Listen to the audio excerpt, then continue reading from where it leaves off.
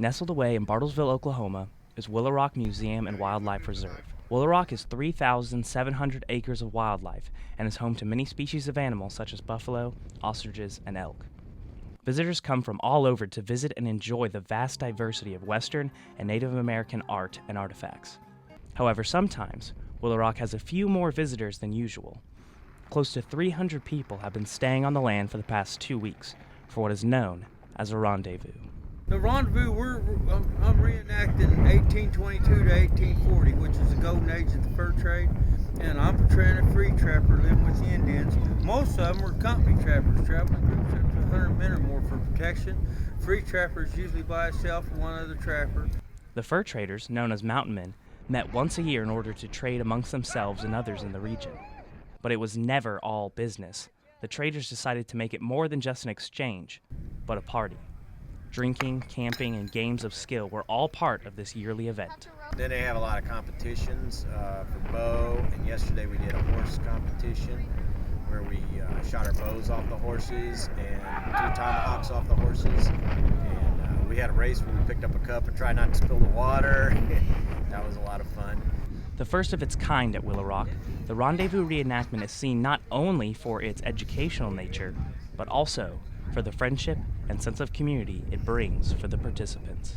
In a nutshell, fun and friends. We share alike for history. We share alike for challenges. And some of us do just enough to get by, and some of us really like to go into detail on how close can we get to the way they really did things. You know, I love it. Like camping and like the primitive stuff, and then you get in here and you start to fly the same people year in and year out, so you get to be friends with them, and it's just a lot of fun. Although the mountain men and women like the friends, fun, and games of the event, they never lose sight of why they do it and why it's so important, even in their modern-day lives. I am a firm believer that if you do not know who you were, you're not going to know who you are.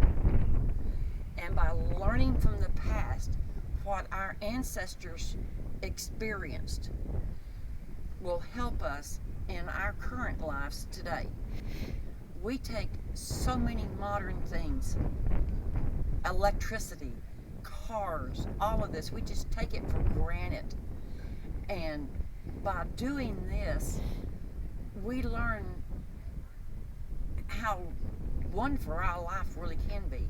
For some of the reenactors, living out the past helps put their present and future in perspective, while others do it for the fun and games.